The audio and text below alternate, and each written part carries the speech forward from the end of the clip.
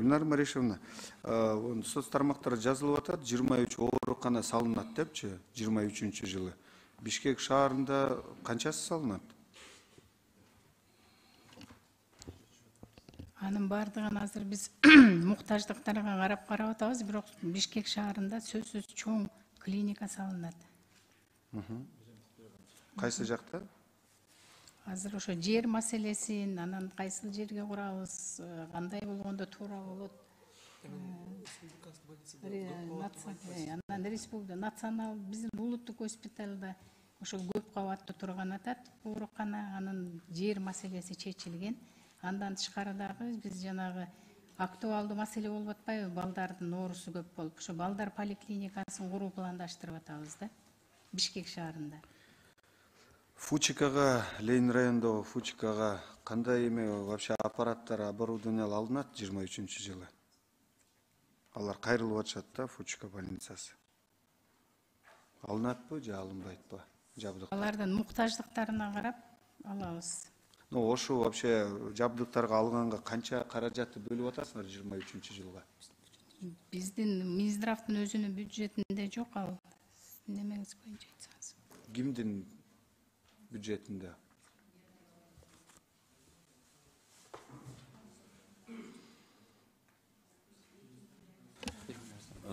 Бүгүнкү күндө муктаждык жана жогоруда айткандай биз чогулткан муктаждык жалпысынан 1 миллиард 800 миллионду түзүп атат. Анан жанагы эмесине карап туруп ошо бюджеттин ичинен ошо по приоритету ошолорду эметебиз да.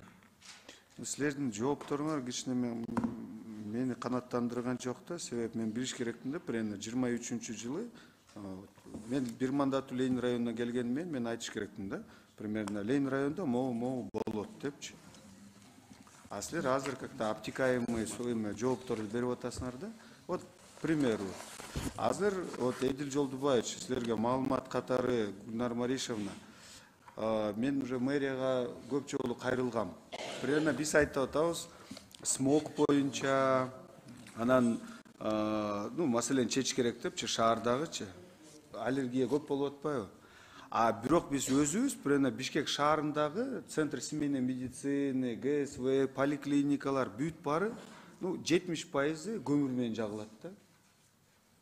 А мэрияга тапшырма балбазарлык милдетин аткаруучу болгондо тапшырма берилген да, 1 жылдын ичинде бүт бары, бүт мектептер, поликлиникалар, больницалар бүт бары газга өтсүн депчи. Анан Газпром компания менен жолугушуу бүт бары иштер болуп баштаганда, азыр вот мага кайрылып атат Ленин районунун центр семейной медициналарчы, вот Ар Чебешикте турган, Ак Ордодо турган, алар айтып атат, биз көмүр менен до сих пор жагып атабыз депчи. Анан аларга көмүр жетишпейт, анан алар кес-кесте эле жагып коет, кирсең ичинде суу. Ошону контроль кылып туруп, биздин борборубузда ошондой маселе болсо, анда региондорго даже айтпай эле коелучу да. Ошол маселе. Анан Гүлнар Маришевна, кичинекей эле маселе жал больница. Кичинекей балдарды бүт жалпы Кыргызстандан алып келишет да. Пандусу. Көрдүңөрбү пандусун? 60 градус да. Кантип алып барасың? Ужас да.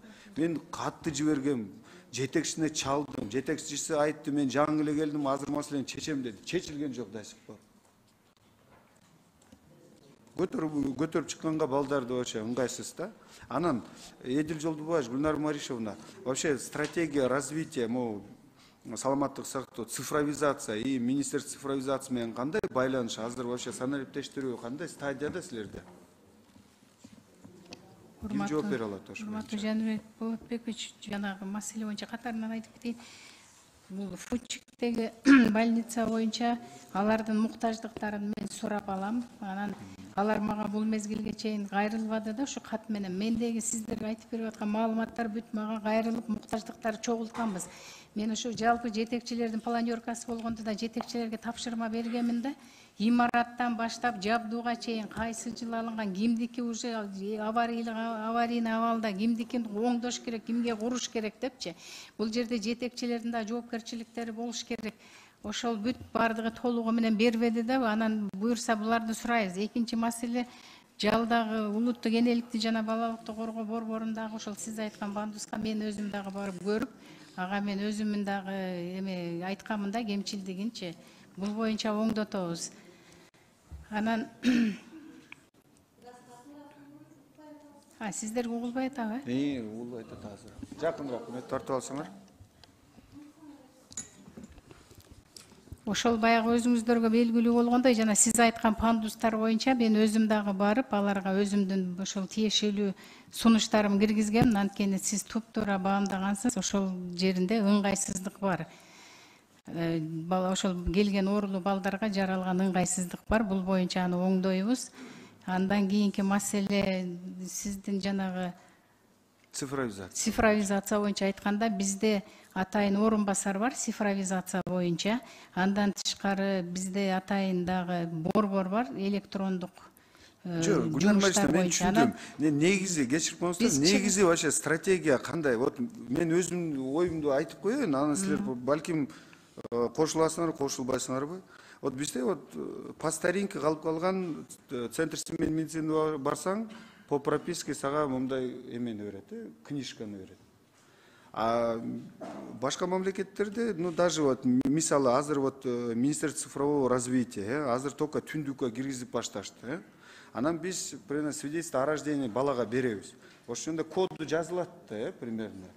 Биз примерно ар бир жаңы төрөлгөн жаранга примерно имей код берип койсок, анан ошо программа түндүк болотпу или башка саламаттык сактоо башка программаны иштеп чыгасыңарбы, история болезни, кайсы прививканы алган, кайсы врачка барган, и примерно баланы алып келди, имей кодун киргизип эле уже единая база, уже дарыгер билет да, кайсы эмне менен ооруду, качан прививка алды, анан уже ал примерно канча жашайт, ошо менен де история болезни кете берет да.